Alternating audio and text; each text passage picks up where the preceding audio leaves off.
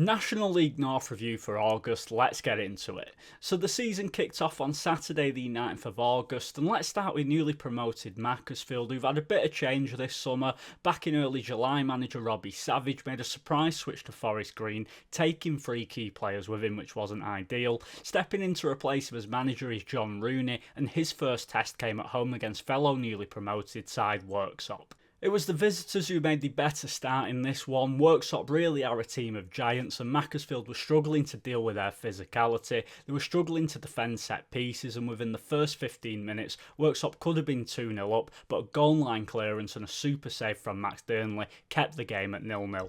It was only a matter of time before the goal came, and 21 minutes in, Macclesfield failed to deal with a Mason O'Malley cross. The ball finds its way to Jordan Burrows, whose shot is saved, but Starchenko was there to put in the rebound to give Worksop a deserved lead. Now, despite Robbie Savage taking a couple of key players with him, Macclesfield came into the season as one of the bookies' favourites for the title. They were so dominant in promotion, setting the all-time Northern Premier League points record at 109, scoring 109 goals as well. And once they finally got to grips with Worksop's physicality, their attacking talent started to shine through. After a poor first 30 minutes where Worksop really unsettled them, Macclesfield went on to dominate the rest of the game. 2 goals from midfielder Paul Dawson and 1 from striker Danny Elliott turned the game around for a 3-1 opening day win. Now let's move on to AFC Fylde, relegated from the National League last season and aiming for an immediate return. With Fylde's budget, they're always a title contender in this league, having won it twice and never finishing lower than third.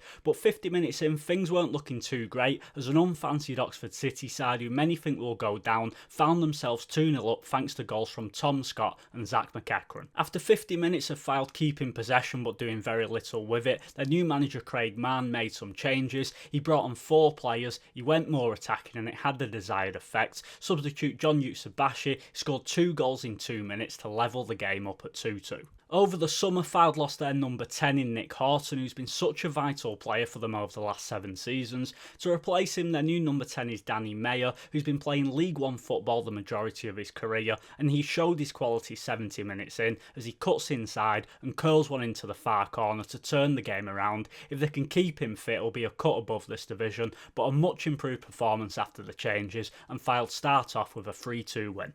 Another one of the favourites for promotion is Chester, who lost in the playoff final to Scunthorpe last season, and they got off to a winning start in this one, beating Peterborough Sports 3-2. Chester's front three looked very dangerous early on, with Finn Roberts and Connor Woods on the wings, then Zanzala as the striker, but after 30 minutes Zanzala went off injured, which was a bit of a shame as Peterborough Sports defence were really struggling to handle him, but thankfully his replacement Dylan Motley Henry was just as good, coming on to score 2 goals. But for as good as Chester were going forwards, over the summer they did lose centre-back Harrison Burke. He's moved on to League 2 Walsall, and without him they did look very shaky at the back. That's something they'll need to improve on, but a 3-2 win to start off on opening day.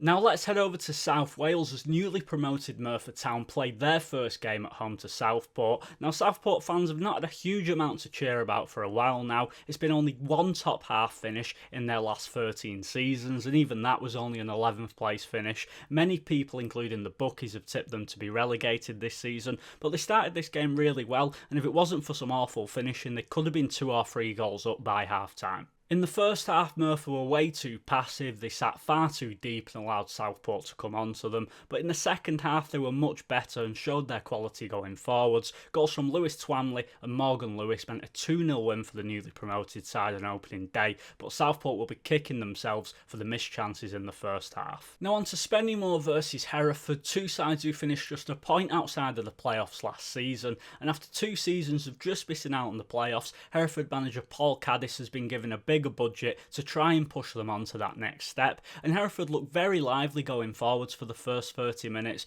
Right winger Sam Osborne looked very impressive on debut and had the ball in the back of the net, but the referee ruled it out for a push to keep the game at 0-0. For all of Hereford's nice attacking play, they failed to convert their dominance into a goal, and towards the end of the first half they were hit with 2 sucker punches. The first came from Spennymoor's all-time record goal scorer Glenn Taylor, and his finish showed exactly what a difference, having a season number 9 makes, something Hereford are clearly missing at the moment. Then the second goal was from centre-back Dan Rowe, which Hereford had no answer to. They barely managed a shot in the second half as all the creativity and attacking promise they showed for the first 30 minutes disappeared, and Spennymoor saw the game out brilliantly for a 2-0 win. Now at the end of each match day we usually review the table, but we won't pay too much attention to it at this early stage. There was also wins for Buxton, Chorley, South Shields and Kidderminster. Now on to match day 2, let's start with Kidderminster, who come into the season as the bookies' favourites for the title. They've got a new manager in Adam Murray and their first away trip of the season was against Worksop.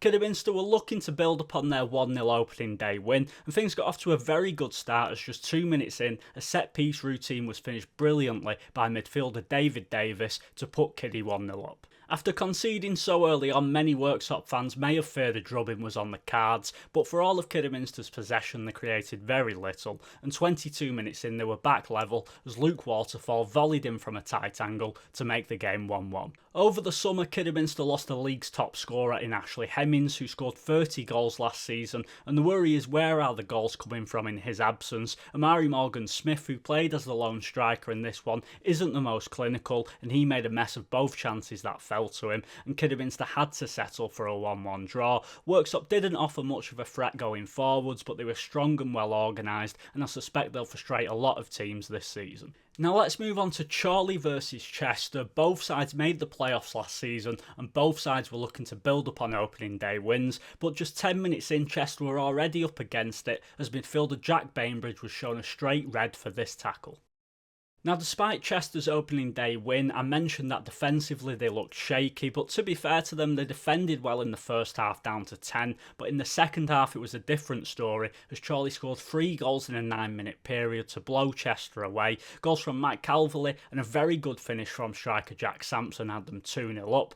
And the third was an own goal from centre-back Tom League, who if you're including pre-season friendlies that's his third own goal in a month. He was excellent last season alongside Harrison Burke, but Burke was clearly an EFL standard centre-back and Tom Leake is struggling alongside a more National League North standard defender in Jamie Jones, but a super performance from Chorley who make it 2 wins out of 2. Now on to Marine versus Buxton, and we'll join this game at 1-1 when Buxton were pushing for a winner and going close through Tate Campbell, and when Lee Whelan got a second yellow card to put Marine down to 10, Buxton were looking the more likely winners. And in the 98th minute as Buxton pushed for the winner it left them open at the back and a poor clearance from the Buxton keeper fell to McDonald. He plays it to Finn Sinclair Smith who takes a touch and produces a wonderful chip to win the game with the final kick. Unbelievable composure to pull that off. Finn Sinclair Smith hitting form when he did in the second half of last season was a big part in Marine staying up, and he started this season really well, and his goal gives Marine their first win of the season. Now on to Scarborough, who over the summer months planned to have their pitch replaced at their home stadium, but when the work began serious structural issues were discovered with the drainage system and the repairs are expected to take over a year to complete. As a result, Scarborough are playing all of their home games this season 17 miles away at Bridlington Town. The move has hit the club financially, with matchday income expected to fall significantly, and the survival of a lot of clubs at this level is dependent on generating matchday revenue. So whilst they're going through a tricky period off the pitch, on the pitch they'll be hoping to keep things steady and remain in the division. And in their first home game at Bridlington, they put in a battling performance against Fylde that looked to be heading for a 1-1 draw, but 87 minutes in, up-stepped left-back Kieran Wellergy to give Scarborough a massive win against one of the title favourites, and who knows, maybe they can turn their temporary home into a fortress. After an opening day defeat last match day, Darlington bounced back in style with an excellent 3-0 win away at Alfreton. Will Hatfield opened the scoring 52 minutes in, then for the second goal, Cedric Main, who was excellent on the left all game and he's looking really sharp so far this season. He played the ball to Ben Headley, who scored his first ever goal for Darlington in his 167th league game with a brilliant finish. Darlow played some lovely passing football, they looked solid at the back and clinical going forwards, and a superb volley from Will Hatfield secured their first win of the season. Now on to Macclesfield, who followed up their opening day win with a disappointing performance away at Oxford City. Mac did start brightly and Oxford's first goal did come against a run of play, but it was remarkable just how easy easy both goals were and just how sloppy the Macclesfield defending was. Josh Parker scored the first before Alfie Potter added a second, both assisted by midfielder Tom Scott, and he's maturing into a really good player with his energy and ability to open up defences with his passing. For the last 20 minutes when Lewis Fensom came on, Macclesfield started to show a bit more of their fast tempo attacking football. They pulled a goal back through Isaac Buckley-Ricketts, but it was too little too late as Oxford held on for a 2-1 win. So after match day 2, Merthyr, Chorley, Spennymoor and South Shields all have 2 wins from 2, and at the bottom there's still 3 teams yet to register a point. Now on to match day 3, where we had a round of Tuesday night fixtures, and let's start with Kings Lynn, who put in one of the best away performances you're likely to see at this level. They smashed Spennymoor 5-0.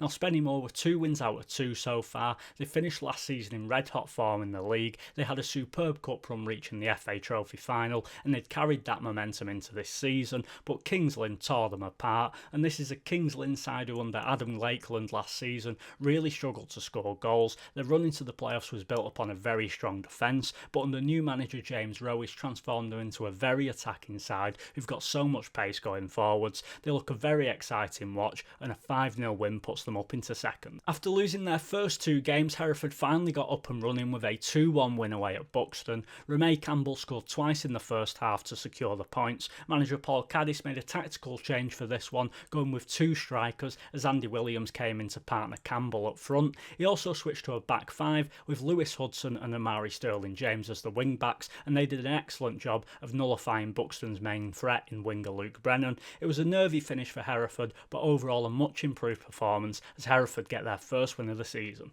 Chorley were looking to make it 3 wins from 3 at home to Scarborough, but 19 minutes in, Luca Colville's cross found striker Steve Walker, who finished well to put Borough 1-0 up. Chorley's left-back Adam Blakeman made the National League North team of the season, getting over 20 assists last season, and 37 minutes in, he showed why he's got one of the best left foots at this level, with a brilliant free kick to level the game. Last season, Chorley were the division's set-piece specialist, to the point where centre-back Mark Ellis was the top scorer with 14 goals, and it was Mark Ellis who won the initial header that caused the scramble for Tom Carr to prod the ball into the back of the net 41 minutes in to put Chorley 2-1 up. But the first half drama wasn't done there. Just before half time, Scarborough had an opportunity from the spot following a foul from Harvey Smith, and Steve Walker stepped up and sent the keeper the wrong way for his 3rd of the season and levels up the game at 2-2. In the second half, both sides really went for it and both had decent chances to win the game. In the 71st minute, Scarborough go on the attack. Richie Bennett squares it for Walker, who puts in his hat-trick, but the lino flags for offside to rule the goal out. Now, I don't know if I'm missing something here, but I can't see how this is offside. Walker looks behind the ball anyway when it's played, but there's a keeper and a Chorley defender in front of him, so Scarborough felt very hard done by with that one, but a 2-2 draw is how this one finished. South Shields became the only side with a 100% record, as 2 90th minute goals against Alfreton meant they go 3 wins out of 3. Shields finished 17th last season, but they've got a new manager in Ian Watson. Over the last few years he's been Mike Williamson's right hand man, following him from Gateshead to Carlisle to MK Dons. This is Watson's first time managing a club, and he's made a flying start. He's shored up a leaky defence, and in Paul Blackett and Sedwin Scott they've got a frightening combo going forwards. 3 games into Adam Murray's tenure, and Kidderminster don't seem to have clicked yet, as Oxford City gave them a really tough game.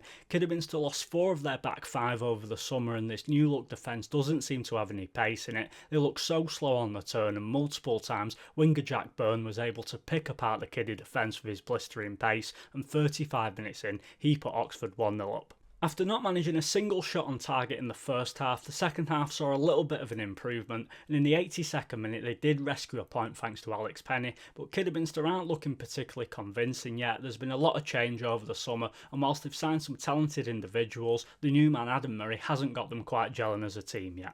Newly promoted Merthyr had made a dream start to life in the National League North with 2 wins from 2, and after an excellent first 30 minutes they found themselves 1-0 up against Marine thanks to Brandon Smalley.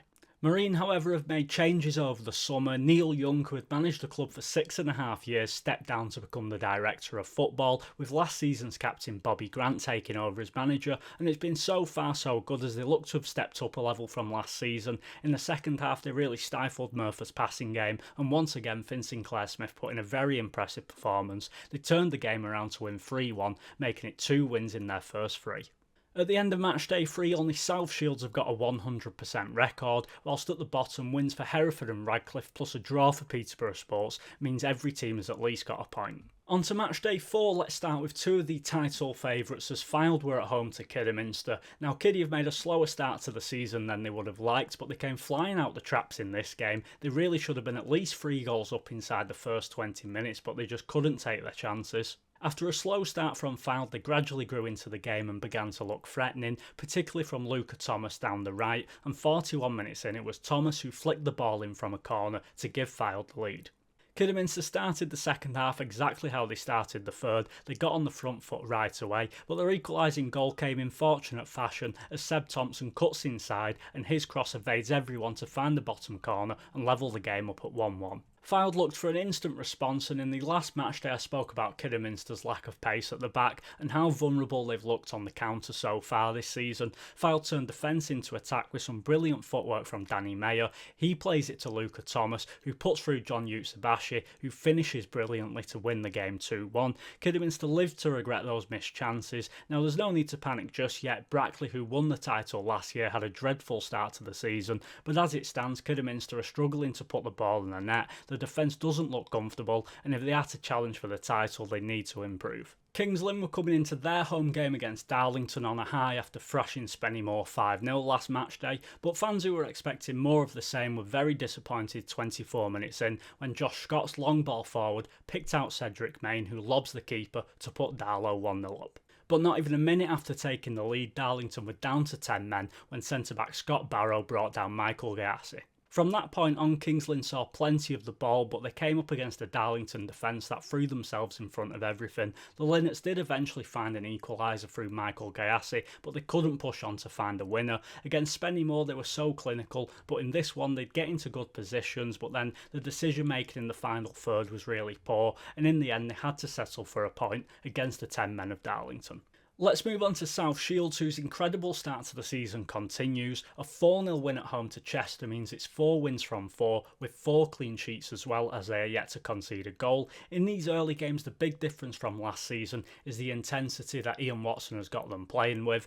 Every time South Shields lost possession, the midfield were all over Chester to win it back. The energy and high pressing had Chester frightened all game. In possession, they're patient, they build from the back, and they look hugely impressive. As for Chester, they switched to a back 5 for this game and it didn't work. They've now conceded the most goals in the division. They've lost centre-back Harrison Burke to Walsall and replaced him with Jamie Jones from Altrincham, who's been a liability, and Tom Leake from Boston, who was good last season but his confidence is on the floor. Add in injuries in the midfield and attack, and they barely laid a glove on South Shields, but the main problem manager Callum McIntyre has is sorting that defence out. Now let's move on to Hereford, who in the last match day got their first win of the season after switching to a 3-5-2 formation, but it turns out that doesn't solve everything, as Cadiz went for that system again and they were beaten 4-1 by Chorley. The positives are that after going 3 down in 22 minutes, Hereford switched to a 4-4-2, brought on Kyle Hawkins and they looked a lot more solid, but the midfield was still bypassed with ease. Chorley just passed it around them. The pace of Tom Carr and Craig Hewitt caused them so many problems. Jack Sampson at striker is finally showing what he's capable of. George Horbury and Mike Calvary were immense in the midfield as ever, and this win puts Chorley up into second. Now on to Scarborough, who beat Peterborough Sports 3-1 to make it 2 wins from 2 at their temporary home. Rio Allen opened the scoring with an absolute beauty. He's a 21-year-old winger who's got a lot of hype around him. He was a goal machine for Hallam FC last season, scoring a whopping 39 goals, and he's a very exciting talent, so keep an eye out for him. As for Peterborough Sports, this defeat puts them rock bottom of the table on only 1 point. They've signed some promising young players over the summer, but they were out-muscled by Scarborough and seem to be struggling to cope with the physicality of the division. They're not creating anywhere near enough chances. Obviously, they lost top scorer Michael Gayassi to Kings Lynn, and they're struggling with injuries in the forward areas, which isn't helping. But after scoring their record points total at this level last season, it's been a disappointing start. Leamington got their first win of the season with a 2-1 victory over Radcliffe. The big worry coming into the season for Leamington is where are the goals coming from. Their two top scorers from last season have both gone, with striker Cal Stewart going to Shrewsbury and Henry Landers dropping down a division. But so far this season their strikers are yet to get off the mark, and the bigger threat has actually come from midfield, and that proved to be the case here as 21-year-old midfielder Ewan Williams scored both goals to secure the victory as Leamington get their first win of the season. So after match day 4, South Shields topped the division with a 100% record. Chorley sit 2 points behind in second, with newly promoted Merthyr having a dream start in third. Curzon, Telford, Alfreton and Peterborough Sports are the only sides yet to win a game. Match day 5 was just 2 days later as we had a round of fixtures on Bank Holiday Monday, and let's start with Kidderminster, who were 2-0 up at home to Leamington and in complete control, but a curling free kick from Owen Farmer, then a 94th minute equaliser from Ethan Hill sent the Leamington away end into Bedlam as they came from behind to level up at 2-2.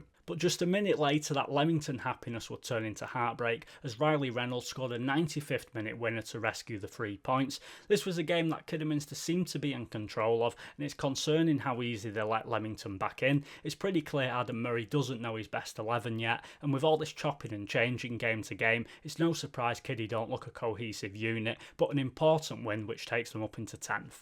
Now on to 2 unbeaten teams going head to head as Chorley were at home to Kings Lynn, but just 2 minutes in the Linnets were down to 10 as Emmanuel Madger was shown a straight red card for this tackle. Then just 9 minutes later, Chorley were 1-0 up thanks to an excellent finish from midfielder Mike Calverley. And once Kings Lynn went down to 9 men at the start of the second half, they stood no chance. Discipline was a problem for them all game, getting 5 yellows and 2 red cards. Chorley are such a physical side, and I think Kings Lynn were a little bit too eager to match that physicality. But this was a 4-0 win for Chorley, who every season lose their best players and have to rebuild, but they've kept virtually all of the squad that made the playoffs last season, and after 5 games they sit second in the table with 13 points out of 15.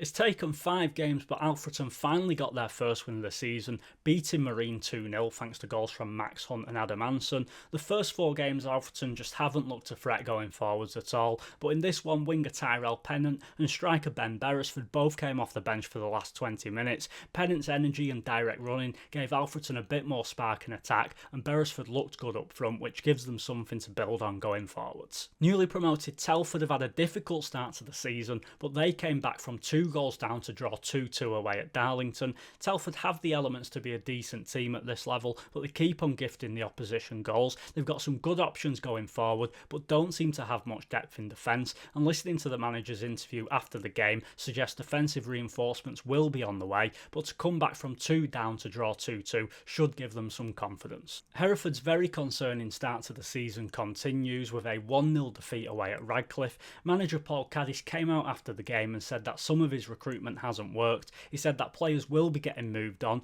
and just 2 days after this game it was announced that striker Chris Reh and winger Kai Williams, who they just signed in the summer, had both been released already. He plans to bring in some fresh signings, and let's see if that does the trick as they currently sit 23rd after 5 games. A quick mention on Southport, who've had a dreadful start to the season, but looked to be getting a point at home to Fylde. That was until the 95th minute when goalkeeper Chris Renshaw makes a complete mess of what should have been a simple ball to claim, and Danny Ormerod wins the game at the end to move Fylde up into 3rd. So after those games, South Shields made it 5 wins out of 5, beating Bedford, followed closely by Chorley in second. Peterborough Sports and Telford remain the only 2 sides yet to win a game. For the final match day of the video, I don't have any highlights at the time of me recording this, so we'll just fly through some results and see what it means for the table. South Shields dropped their first points of the season. A 2-2 draw at home to Buxton still sees them top though. Chorley's first defeat of the season sees them drop down into 3rd, whilst Fylde's 1-0 win at home to Bedford puts them up into 2nd. Wins for Scarborough, Kings Lynn, Macclesfield and Kidderminster see them make up the rest of the playoffs. Newly promoted Worksop have made a superb start to the season, and a 2-1 victory over Chester sees them move up into 8th. Radcliffe beat Oxford 5-1 to go up into 10th. Peterborough Sports win their first game of the season to take them off bottom, which puts Southport down into 24th. Wins for both Hereford and Telford see them climb out of the relegation zone, with Oxford and Bedford both dropping in. Last season's playoff finalists Chester have had a poor start as they drop down to 15th after a 2-1 defeat away at Worksop. So that is the review done with. Join me at the end of next month where we'll review all the action in the National League North for September.